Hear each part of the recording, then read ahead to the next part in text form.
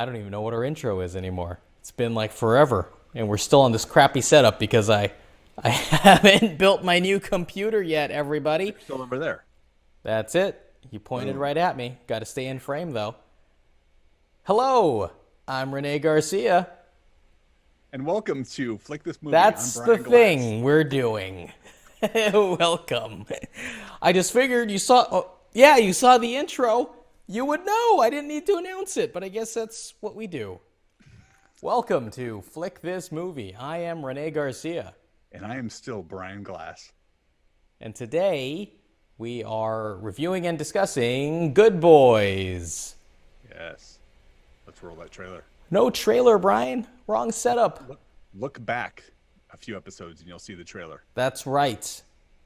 Yes. Only true fans will know what we're talking about. That spirited discussion will be followed by this flaccid discussion. Yeah, pretty much. Pretty much. It's worse when you know, right? It's like, it's the girl with the modest dress that gets the most discussion. It's the girl in the bikini is just like, okay, yeah, we saw it all. We got it. Let's talk about that Mormon girl over there now. Okay, so... Hello, Mormon fans. Yes, our one Mormon fan. Hello, Mormon fan. So, Brian, Yes, Renee. what did you think of Good Boys? Well, we referenced that we talked about... Yes, let's do that first. Let's kind of recap our positions. Go ahead. I wasn't necessarily going to recap it, but I was going to talk about the fact that we saw the trailer Okay. a few weeks ago. All right. And I actually find it kind of interesting. We've had discussions about trailers in the past. I find it really interesting when you see the marketing take on a movie Right. versus the actual movie. Because I didn't feel like it was really that representative of the movie. It was certainly, not one of those trailers that had a lot of things or that had things that weren't in the movie. It's just they selected, a lot of the raunchier elements. And it kind of made me feel like, oh, this is going to be, the 40-year-old virgin, child version or whatever. You know what I'm saying? It's like, it's just raunchy and, Yeah. that's all there is to it. And the movie certainly has all that stuff, but I will say I was a little surprised that the movie actually had a bit more heart than I expected. And a little more interesting. I thought it was a little more interesting than that trailer belied. Yeah. Was it Oscar worthy? No. It's a silly movie, like in the vein of American Pie, super bad. I enjoyed the trio, kind of like in a Stranger Things kind of way. I enjoyed the kid group, the protagonists, Max, Lucas, and Thor. And it's an interesting time that they're showing within the movie, because it's kind of that time when life is kind of fleeting. They're not quite children. They're not quite teenagers yet, where they're kind of thinking more maturely. They're literally in that in between time. And there's so much that is kind of in flux that I felt it was an interesting thing I hadn't seen very much of. I mean, at least for a while. Maybe like, was it Goonies or something? Weren't they like around that same age? Yeah, sounds about right. Yeah. So, but their interests kind of wane day to day, when you're at that age. This person's friends with this person, and next day they're not talking, and they're interested in this, and next day they could care less. It's the time when a kid is trying to establish his identity, right? So they find themselves in a series of improbable events. I guess you need that because otherwise this would be a little bit too boring. But kind of like I saw the things that they were doing, and then I saw kind of like the characters beneath that. And for some reason, and I don't know exactly why, I don't know if it was a performance issue or if it was the writing, somewhere in between there, but I kept finding like some of the things that were happening just sweet. Like, these are just cute kids, with all these layers of things that adults are making them do and say, but these are like really sweet kids doing sweet things. I'll give an example. There's a scene, and I'm not really giving anything away here. There's a scene in the cafeteria early on in the movie where the main character, I think he's the main character, Max, right? I don't remember any of the names. Yeah, Max. He goes to see the cool kid, the Asian kid. I think his name was Soren. Yeah, that is correct. I do remember that name. Yeah, and I mean this little kid who played Soren was just like cool, but not like in the way that we're used to seeing cool. He was just cool without that layer of sarcasm over it. You know, he was just a cool kid. Um, Max is invited to a kissing party that's setting stuff up that's going to happen later, but there's no bitingness to it. There's no sarcasm. It's just like kids playing kids with sixth grade sensibilities. Um, you know, I think that Max was like leaving. He's getting ready to go back to his table, and he says, "Bye, dog," and then he says to the other kids, "Bye, dogs." And every time like things like that happened, even though there were little parts that were probably not written for the funny, when where they were trying to go, I was like charmed by those little parts. And it may just be because my dad and sixth grade is not that far off from my kid in the future, and I was like, oh wow, that's kind of cool. I found those little moments to be really good. I would be remiss if I didn't talk about the language that they threw into the movie. Did I bump on it, on all the swearing? Absolutely. I think it would have been a better movie if they had used cussing strategically, to punctuate a scene or two. But I think that the amount of language that they threw in here was just like distracting, and it kept pulling me out of the movie when I was like enjoying kind of the ride I was going on. I was trying to think, well, is there any like real justification for something like that? And the only thing I could think of is that, when a new kid kind of discovers something, then they're going to do that a lot. But I don't think it was almost like they were kind of like, it was kind of like lived in this language, like they were just throwing it out there, not for effect, but this is how they talked. And I didn't buy that at all. I felt like this is not how anyone talks, not adults, not kids, certainly. So I felt like that was just something that they're trying to do to make this movie about kids transitioning from one period to another appeal to people like me, who are in my, people like in their 30s and 40s. I just didn't think I didn't like it. I felt like a more confident writer or filmmaker would not have chosen to do that. So that was a little bit unfortunate. Hey. Hello. There were other elements I could have done without, the little the younger sister who was just there for comedic effect every so often. But I liked like other elements that I felt like weren't fully utilized, like the stranger who comes over to buy the card. I thought that was an interesting setup and kind of a weak, twist, if you will. Yeah. But I liked other things like the dad, Max's dad, who is kind of like shades of Jim's dad in American Pie, where he's having those frank discussions and embarrassing the kid in the way that he does, which I won't go into. I like the older girls, how their characters, kind of their arc throughout the movie. It was different because, I was trying to look at this from just a typical analytic standpoint, like the characterization of the antagonist, if you will. And I don't know if I'm going to be able to articulate this quite right, but you don't have like a true antagonist here, who's really driving the movie. Yeah. You have maybe a couple people in certain times who act in a way that moves them forward, and maybe they are against the protagonist, but even they kind of come around. And I felt like it felt purposeful. It felt like they didn't want to have the heavy, because these are sixth graders, and they shouldn't have that really, to affect them, because their life is so, it's such a moving bit of pieces as it is at that age. So I thought that was kind of interesting, actually, because it felt a little fluid, and it felt like they were trying to mimic the time that they're showing with, with the characters that they brought in. It may be just they didn't land on someone and it was poor writing, but to me, that's kind of how I interpreted it. I was like, that was an interesting choice. So, I enjoyed the movie, just because I came out of it thinking that was a lot sweeter than I had expected. I would have preferred a PG-13 version of it, to be honest with you. Not that I'm prude at all, but and I feel like I'm kind of going against what I said earlier, but in the trailer review, but overall, I enjoyed the movie enough to pick it. Wow. Yeah. Oh, Renee, I am guessing by your reaction that there's nothing I said that you disagree with. You agree wholeheartedly. I don't even need to speak. We can just wrap up right now. I'll just say You're just ditto. like, you're wrong. If you enjoyed this, Exactly. Yes, but that's actually a very good point, Brian. Before we get to my initial take, if you are enjoying what we're doing, then please give us a like and subscribe and tell your friends.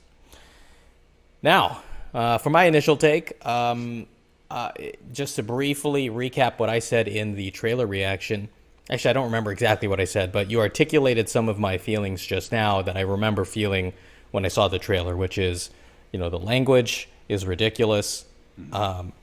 It's it's inappropriate for this age group of not just actors but characters. The dialogue didn't feel authentic. The situations that were portrayed in the trailer, I don't think I said this, but I think you articulated it for me, which is that it is distasteful. Not that you felt that way, but that you said I felt that way, which was probably accurate. So going into this, I expected all of that, and I received it. Now, with that said, that isn't what disappointed me about this film necessarily, because my expectations were met. My problem is that the writing was even my initial concern was that these kids would be saying things that only older kids, not even older kids, what adults essentially would be saying, with the perspective of an adult who has several years of lived experience, right? Which of course a child would not have, and so it would come off as inauthentic. Here, I think halfway through the movie, the thought came into my mind that these kids are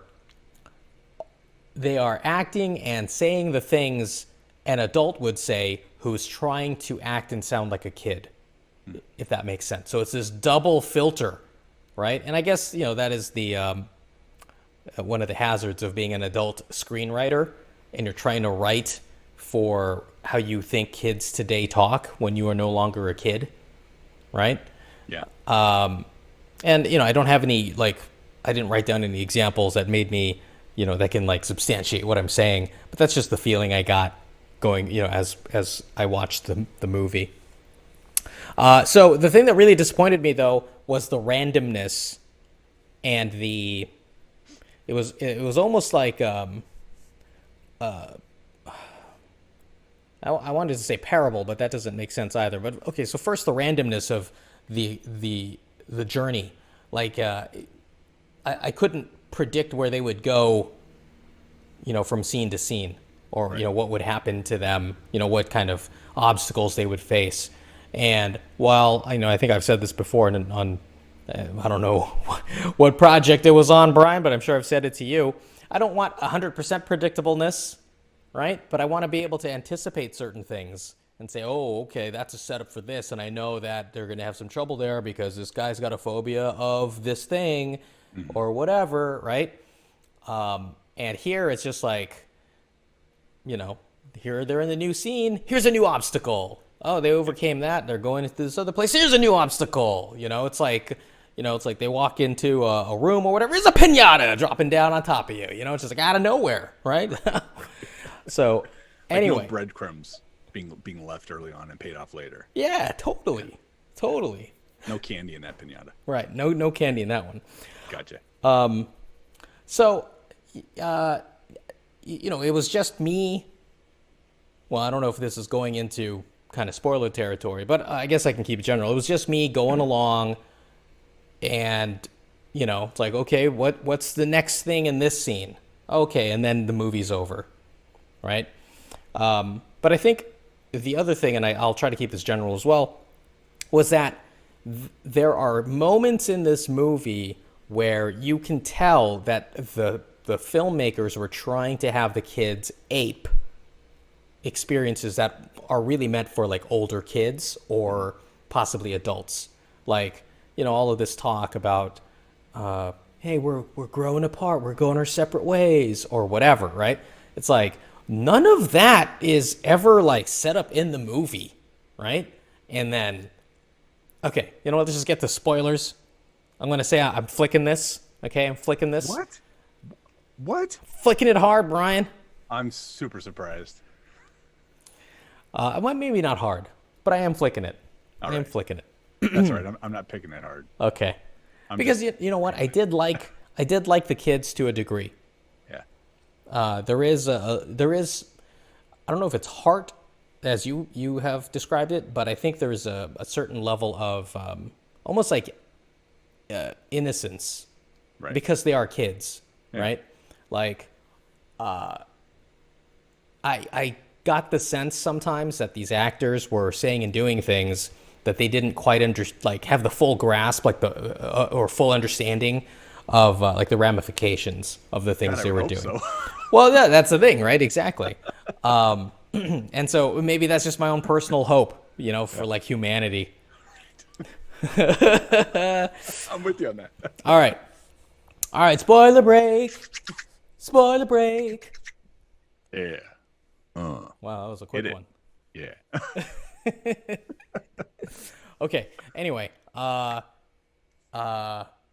was I saying before the spoiler break? Okay. You really liked it. No, is that what I was saying? Oh, that's right. I think I owe you $500 too, right, Brian? That's what you're about to tell me, to remind me of. Yeah. So I don't know how much more specific I can be now that I think about it, but in the end, at the party or whatever, it's like these guys. This movie took place over the course of a day. Okay. Right? Was it a day or was it a couple of days? It was like a day or 2 days, but then there's like a month at the end. There's like a month. Oh, was there a month? That's right. I forgot there's this little montage of like, Yeah. okay, that's right. Oh, wait, was it a month? A month in the hole. That's what he says, right? Or was it 3 weeks? He said a month. He said a month? Okay. Yeah. Regardless, a month, right? And then at the end, it's like Max, if that's his name.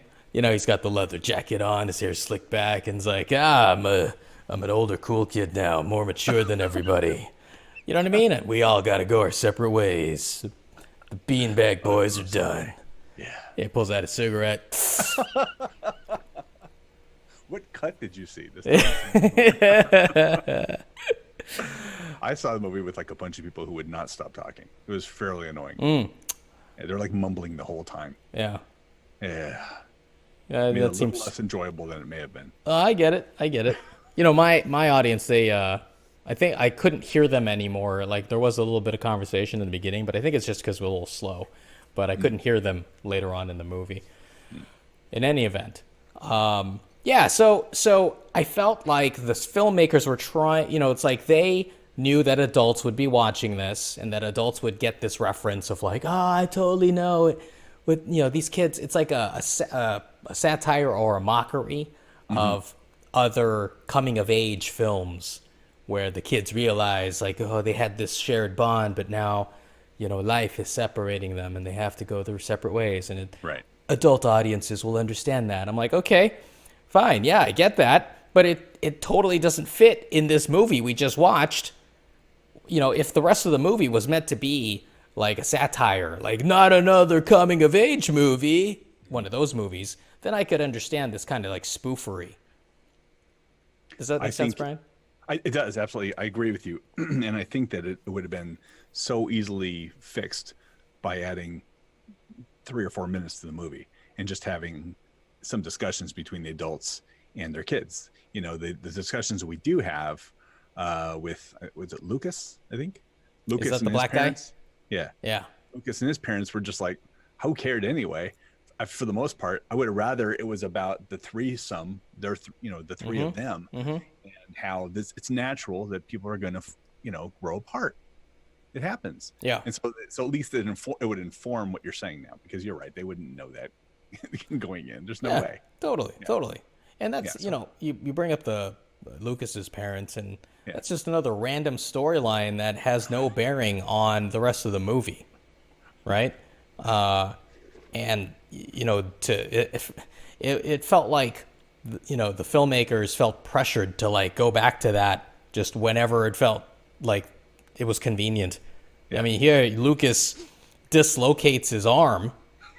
You go through this, ostensibly funny scene, right? Right. It's back in. My parents are getting a divorce. I'm like, what? This is the time to start talking about it? What's really weird, Renee, is I found myself watching the movie and enjoying it enough to recommend it, but I don't think I laughed once. I was just charmed a few times, but I didn't laugh once. Me neither. But in the trailer, the way it was designed, I was laughing. I was giggling at it. I know. That's why I was like, what is going on, Brian? I'm telling you, man, the marketers got like the timing perfect because the movie itself was like, well, this isn't funny. And the scenes that they pulled out were scenes I'd already seen. Mm-hmm. So they're kind of like pulling the juiciest, over the top funny stuff out. Yeah. So I was like, oh, okay, I saw that. It's nothing really special here. So I'm just going to look at what's happening in the movie now. And I loved the actors. Like the little kid who played Max, the kid who played Lucas, and how he was like always telling the truth. That was like his through line. I thought that was interesting and something I could believe, especially at that age, with the cop or with his parents or whatever it was. I thought that was cute. The other guy, Thor, I think he was Thor, right? He was the one who was the singer. Yeah. I wasn't as interested in there. No, of course not. But no, it was because here's the thing. There was so many incongruities in this movie, right? Like, you have these kids who, every other word is a swear word. Right. But then the worst thing that this guy can be called is Sippy Cup, right? That's his nickname throughout the movie. And he's oh God, I got to get rid of that nickname. I got to keep drinking beer until the nickname goes away so they don't call me that. I'm like, okay, that doesn't make any sense. Even like Sippy Cup is probably like a couple of years too young of an insult for a 12-year-old. You know what I'm saying, Brian? Yes and no. I mean, there's no logic that could be applied to someone at that age and what's going to get under their skin. You know what I mean? Like, you could just call someone something, whatever it is. You can make it up. It could be like, hey, keyboard. Hey, keyboard. And everyone's saying the same thing, and all of a sudden you're being mocked. It means nothing. Okay, but you know what I mean? It's like, I get that logic, but what I'm saying is when you have that logic, standing next to a or within a world where everyone is just like throwing swear words at each other, it's like, why wouldn't they use swear words? Like call them a bitch or something like that. I think that's tame enough, Brian. We can get away with it. Our Mormon viewer is gonna be okay. You're always pushing the limit. I know, man. I'm gonna write the next Good Boys. Gooder Boys. I think it should be Good Boys in the Hood. Oh, yeah.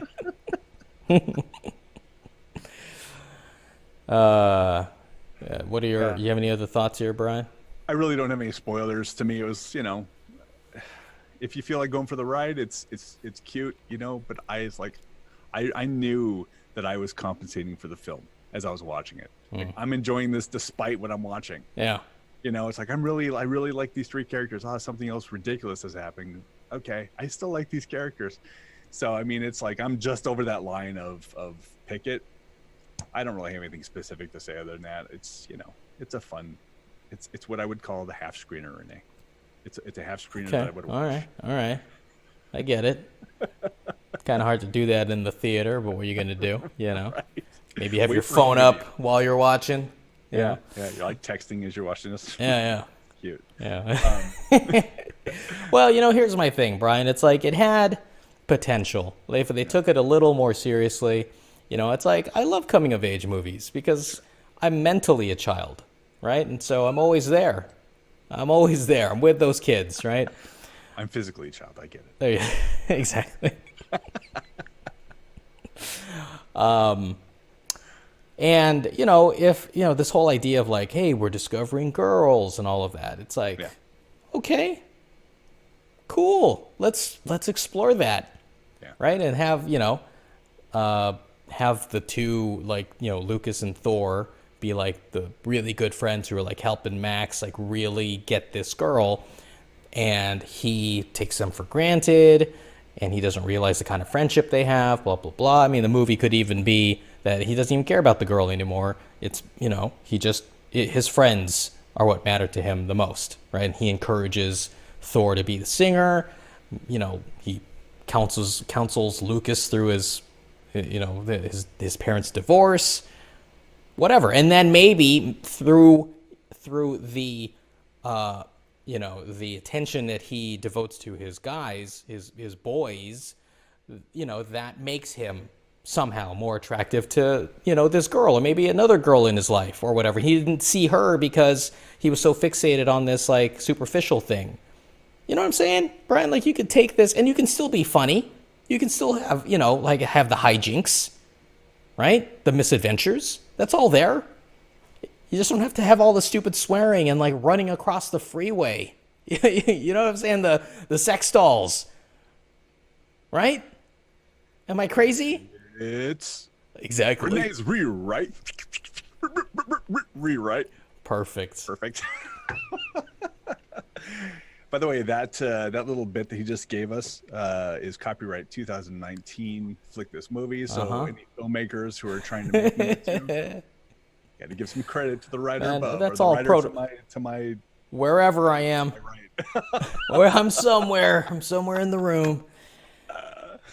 Yeah, I agree with you. But again, it was enough for me to enjoy the movie still. Brian, and that's fine. I get that. I think though it's so discouraging to me that this is the kind of movie that makes it. Yeah. Right? When we think of like all of the limited slots that on a slate for a studio. I think, who was this? Lionsgate? I think this was Lionsgate, right? Am I wrong? I don't know. All right. The limited slots on each studio slate, and then this is like the cream that rises to the top. And it's we're in August, right? This isn't a January release where they're just like, we forgot to slate something for January. Well, what do we have here? Yeah, there you go. No one will watch that. It's January. It's probably because of the producers. Who are the producers, Brian? What's his name? Seth Rogen? Seth Rogen, is that his name? The guy with that laugh, that guy. Yeah, again. All the Judd Apatow. Yeah, that's Seth Rogen. Okay, well, there you go. Him and his writing partner, I think, were the. There you go, Brian. Yep. Maybe they'll be picking up our show. So good job, Seth. Keep it coming. Right? What was I saying? I don't know anything.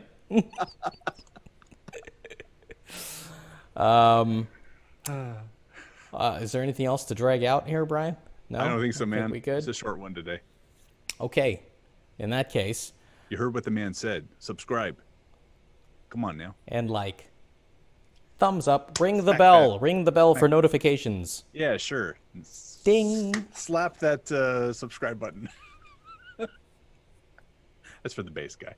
That's for the bass guy. Yeah, the guy who says slap the yeah, but this.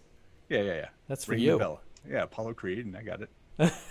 Oh yeah, I got to know that you got it. You can't just be like stare at me blankly. All right, man. All right. Thanks, I'm still flicking this. Do we have to say that? I don't think so. Whatever. Still flicking it. It's been flicked. I'll see you later. We'll see you later. Goodbye. Bye.